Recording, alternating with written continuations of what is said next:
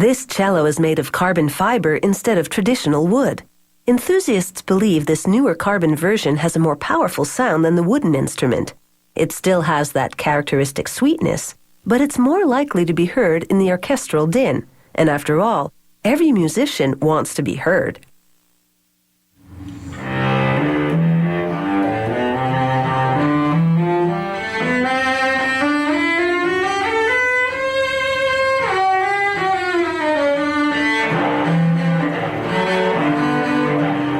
The carbon cello is the masterstroke of a Boston Symphony cellist who noticed waves resonate loudly against carbon fiber boats. They cut the top piece of the cello out of fabric that's woven with carbon strands. This material is stronger than steel, yet electric shears easily cut through it.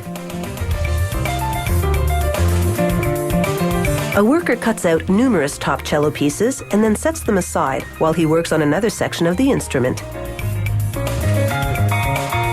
He brushes special resin onto a fiberglass mold of the cello's back, ribs, and neck. The mold has been pre-waxed to keep the resin from sticking to it.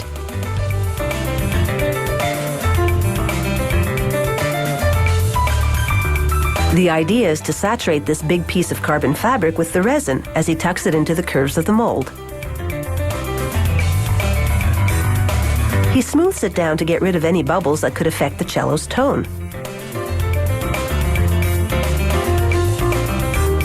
He brushes more resin onto the other side of the fabric, making sure it gets into all the crevices.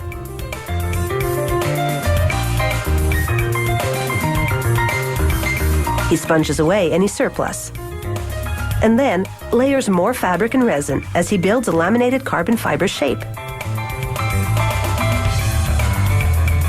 He covers the layers with nylon-like material and trims the edges of the carbon fabric. Next, he places perforated plastic on the nylon and piles absorbent batting on top of that.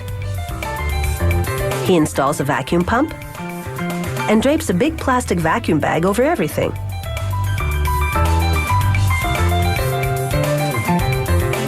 Then activates the vacuum.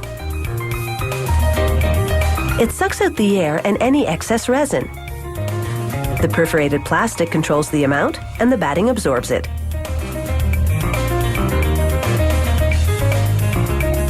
While it's still under vacuum, they put the whole thing in an oven to bake the carbon fiber layers together. After they peel away the batting and plastic, it comes out looking like this. The plies have fused together and the shell has a sleek look to it.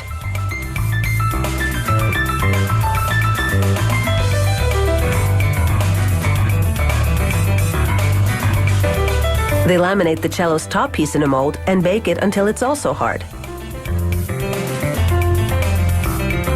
Using a bandsaw, they trim off the ragged edges and sand them for a smooth finish.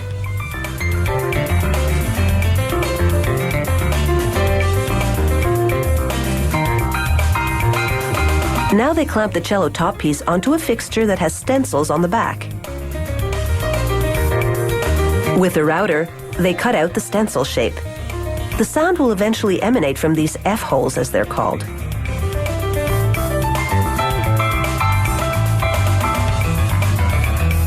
They attach the company label with glue to the inside of the cello's back section.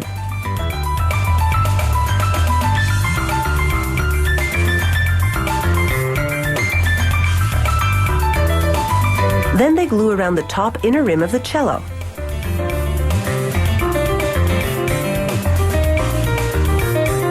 They tape the back tightly in place while it hardens.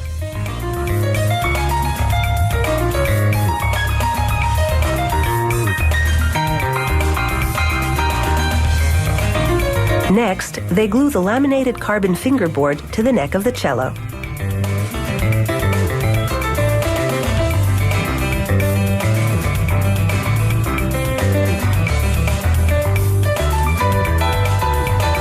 They drill holes into the peg box and insert the pegs, which are used to tighten the strings. Soon, this cello will be more than just a shell. Coming up, they raise the curtain on its inner workings.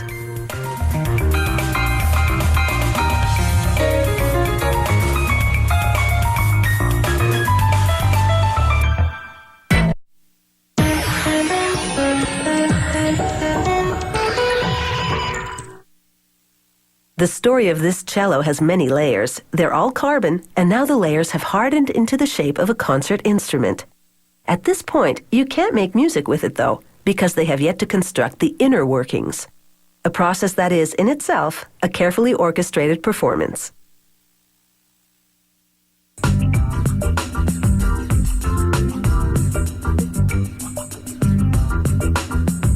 The cello frames need a bit of body work. They rough them up with sandpaper. Then spray on a polyurethane clear coat to protect the surface.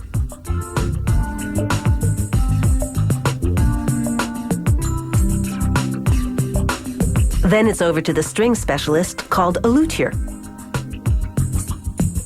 He sets a roughly cut wooden bridge on top of the cello and takes measure of the position. The placement of this bridge needs to be exact because its job is to elevate the strings and transfer their vibrations to the instrument. If its position is a bit off, the cello's sound will also be a bit off. Using a grease pencil, he maps out the position of the bridge between the F-holes, then sets it aside. Now he slips the wooden sound post into one of the F-holes and wedges it between the front and the back of the cello. The sound post is crucial. It'll strengthen the cello and couple the strings' vibrations between the front and back of the instrument. This is delicate and highly skilled work.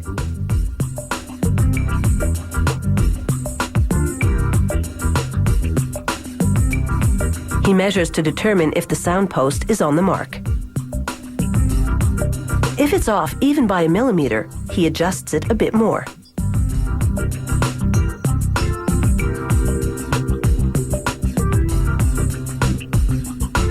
Afterwards, he double-checks the bridge's positioning.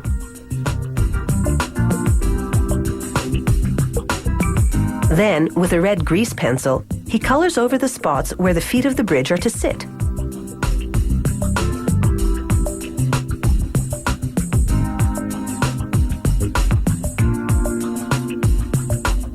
He presses the bridge's feet into the grease marks, and this makes red smears on the feet. The smears tell him where to shave the wood so that it will fit perfectly on top of the cello. The bridge doesn't get glued down. It's held in place only by the pressure of the strings.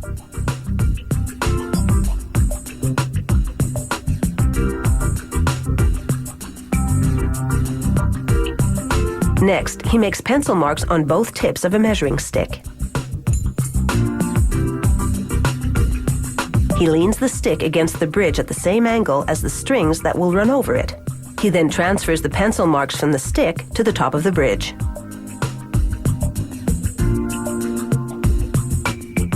He rounds off the marks by penciling around a template. And then he carves the bridge down to size.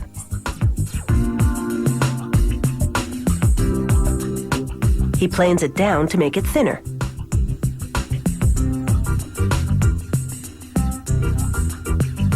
With a file, he cuts grooves to cradle the strings.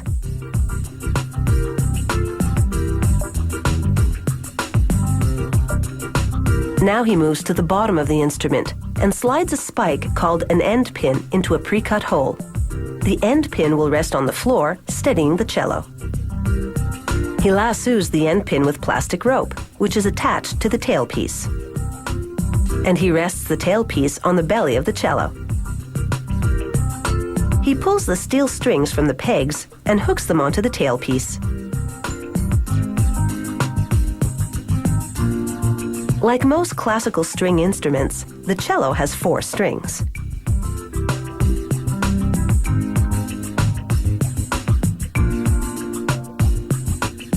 Now he slides the strings into the grooves on the bridge.